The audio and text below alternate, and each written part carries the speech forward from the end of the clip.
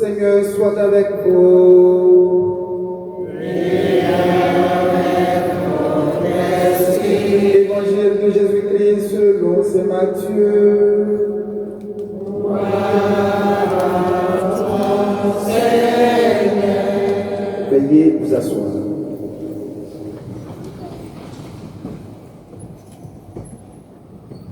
En ce temps-là, Jésus disait à ses apôtres, ne craignez pas les hommes. Rien n'est voilé, ne sera dévoilé. Rien n'est caché, ne sera connu. Ce que je vous dis dans les ténèbres, dites-le en pleine lumière. Ce que vous entendez au creux de l'oreille, proclamez-le sur les toits. Ne craignez pas ceux qui tuent le corps sans pouvoir tuer l'âme. Craignez plutôt celui qui peut faire périr dans la géhenne l'âme aussi bien que le corps. Deux moineaux ne sont-ils pas vendus pour un sou? Or, pas un seul ne tombe à terre sans que votre Père le veuille. Quant à vous, même les cheveux de votre tête sont tous comptés. Soyez donc sans crainte. Vous valez bien plus qu'une multitude de moineaux. Quiconque se déclarera pour moi devant les hommes, moi aussi je me déclarerai pour lui devant mon Père qui est aux cieux. Mais celui qui me reniera devant les hommes, moi aussi je le réunirai devant mon Père qui est aux cieux. Veuillez vous mettre debout.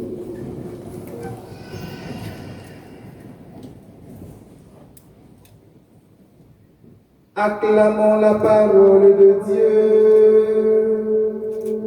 Louange à toi, Seigneur Jésus.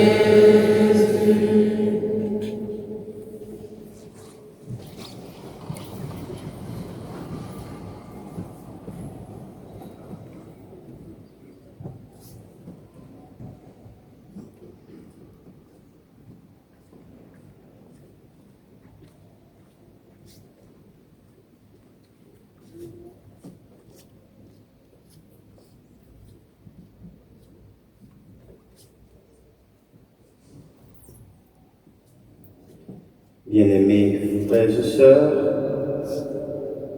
vous qui nous suivez, grâce à la magie des hommes,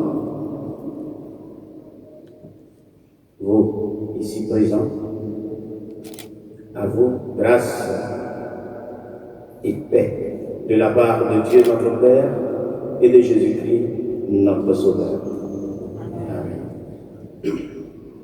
En ce jour 12e dimanche du temps ordinaire, année A, où nous célébrons également la fête des pères. Je voudrais dire bonne fête à tous les pères. Les pères, à vous, bonne fête. Même si on ne vous a pas dit bonne fête, à vous, bonne fête.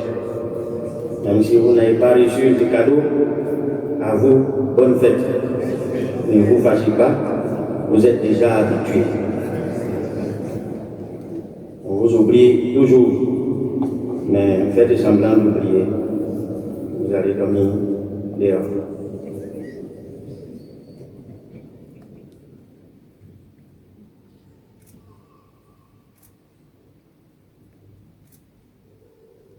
Bien-aimés de Dieu, la liturgie d'aujourd'hui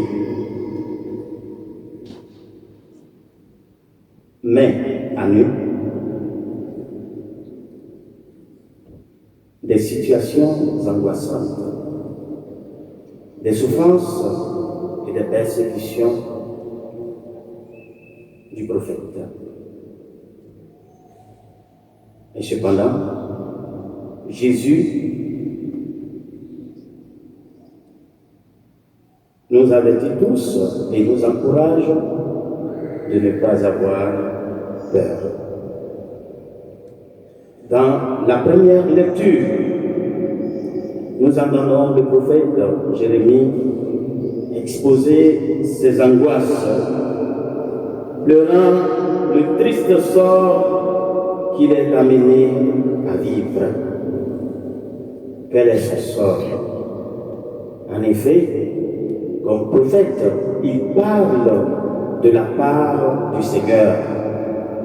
Il est chargé de dénoncer les pratiques mauvaises et les corruptions, les déviations, mais cela a un prix. Cela a un prix. Et ses contemporains veulent donc le ridiculiser et le mettre à mort. Bien qu'étant un prophète et un homme juste, il souhaite le bien du peuple, gardant fidèlement ce que le Seigneur lui a ordonné et les exhortant à revenir vers le Seigneur.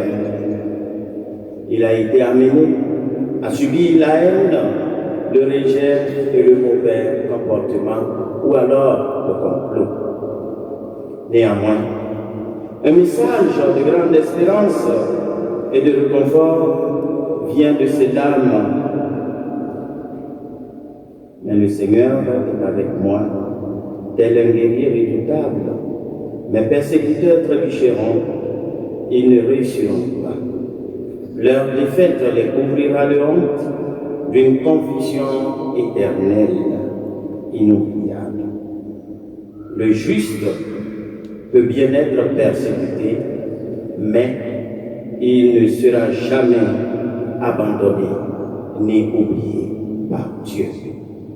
Bien-aimés de Dieu, ce qui a été le sort du prophète Jérémie est le sort qui attend ceux qui choisissent la voie de la justice, ceux qui choisissent de vivre attachés et rester fidèles au commandement du Seigneur. Vous et moi n'en ferons pas exception. Si nous voulons être justes et honnêtes dans un monde où sévissent les persécutions et toutes sortes de corruptions, tant morales que matérielles.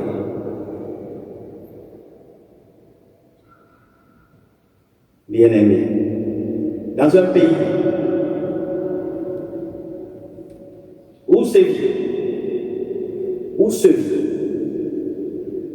un rattrapage ethnique, la loi du plus fort, dans un pays où l'argent est plus important que la vie humaine, le prophète se doit d'être la conscience de la société.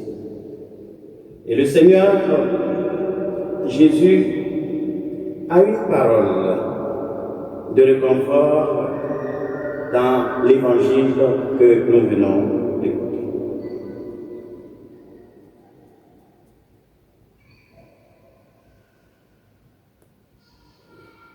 Ne craignez pas. Il s'agit d'une courte phrase, mais remplie d'assurance. Ne craignez personne, car le Seigneur est avec vous. Bien sûr, les persécutions viendront à vous, mais Jésus dit, ne craignez pas les hommes. Rien n'est voilé qui ne sera dévoilé.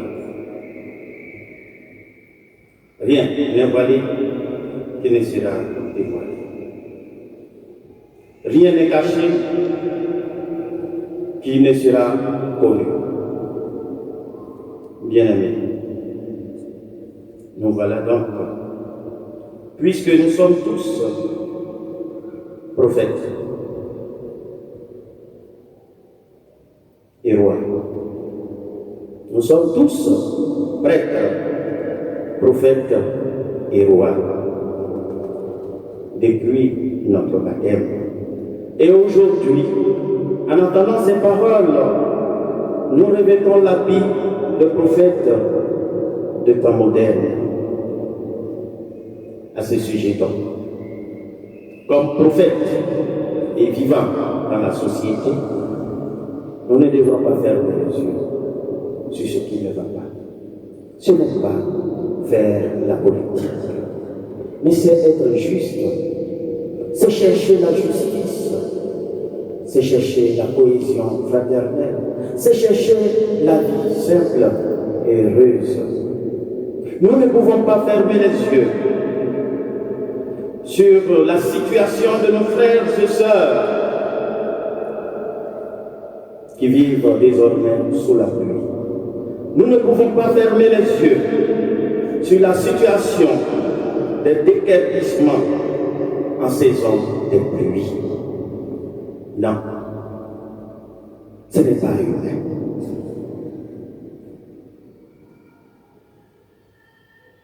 Nous sommes invités là à dénoncer cela. Ce n'est pas la politique. C'est le message de ce jour, comme prophète, de dire ce qui ne va pas. De le dire, mais aussi d'inviter à entreprendre une action juste, une action collective. Ce n'est pas aller donner du riz à ceux dont on a cassé les maisons.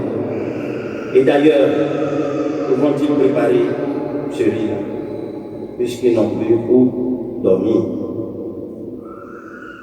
Si nous ne faisons pas attention, ça sera même encore afficher notre comportement de mépris de la dignité de la personne humaine, ou aller plus loin, porter atteinte à leur personne en les injuriant.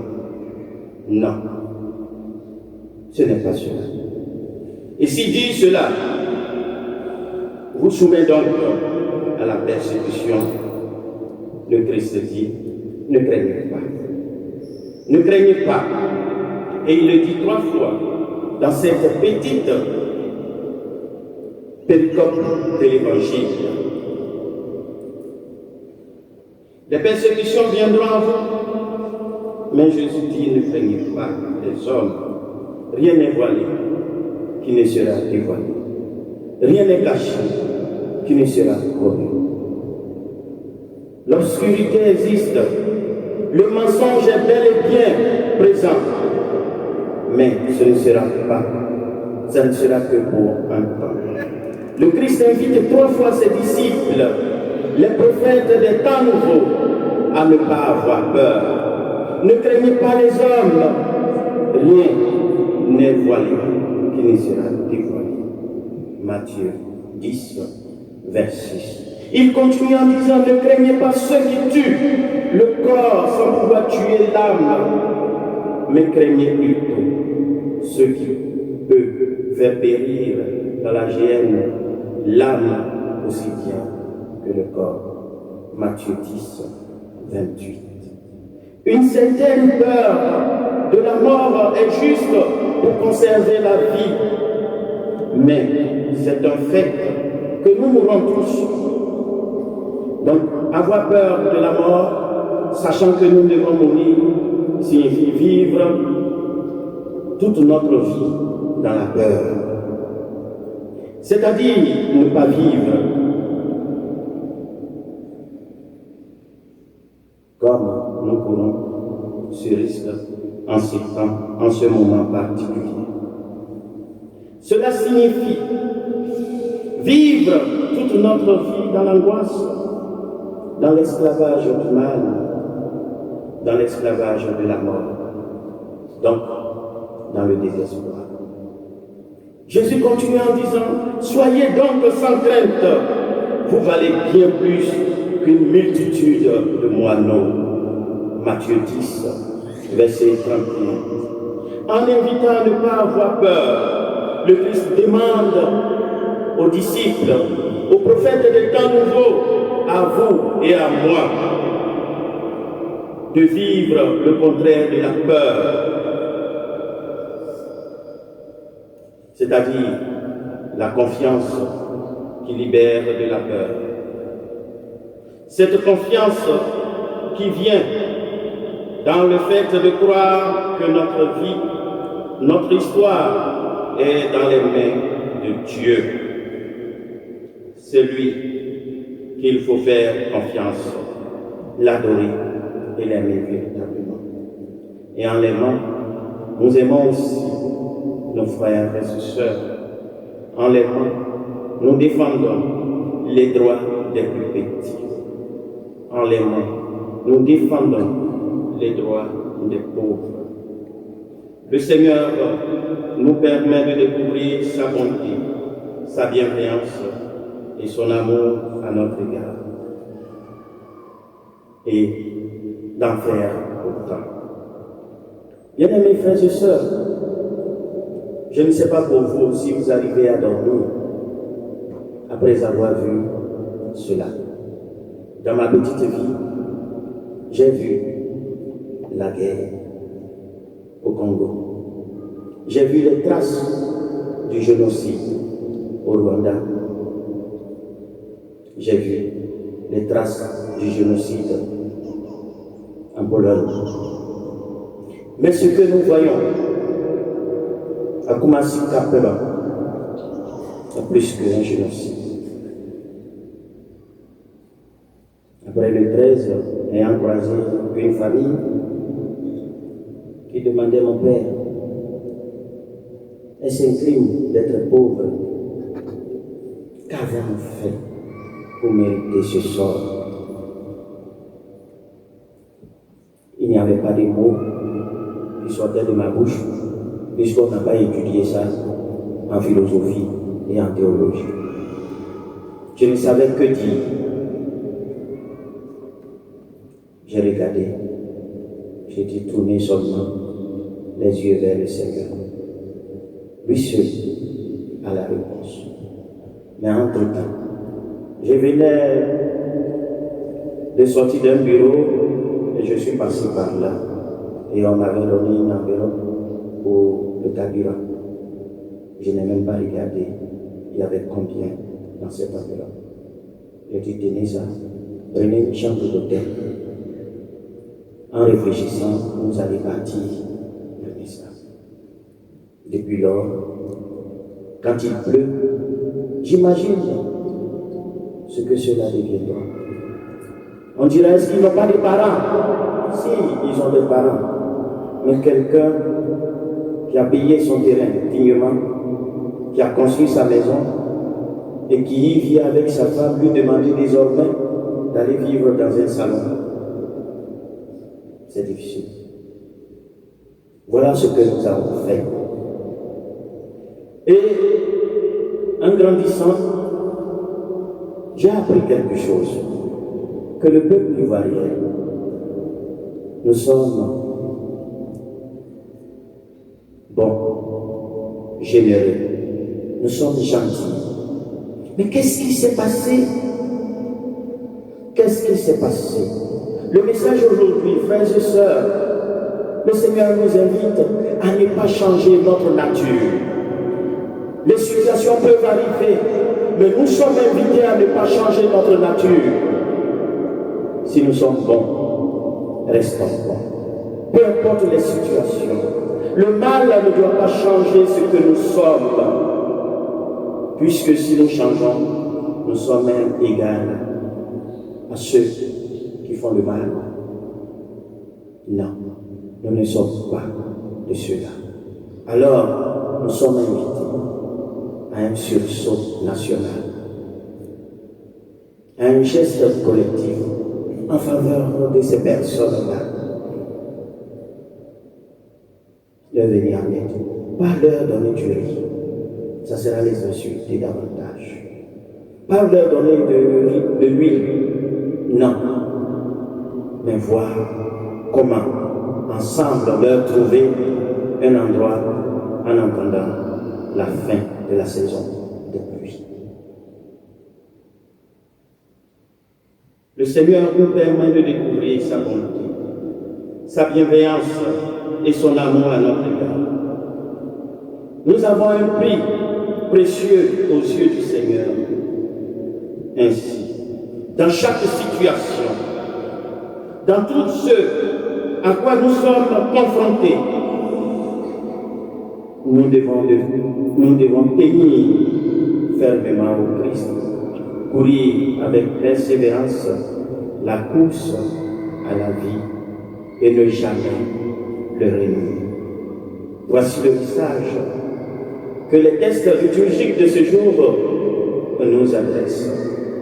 demandons, frères et sœurs, au Seigneur, au cours de cette célébration eucharistique, la grâce de retrouver notre humanité, la grâce de revêtir notre mission de prophète de temps nouveau, la grâce d'annoncer l'évangile à temps et à contre-temps, avec le secours de Marie, aujourd'hui, demain, pour les siècles des siècles. Amen.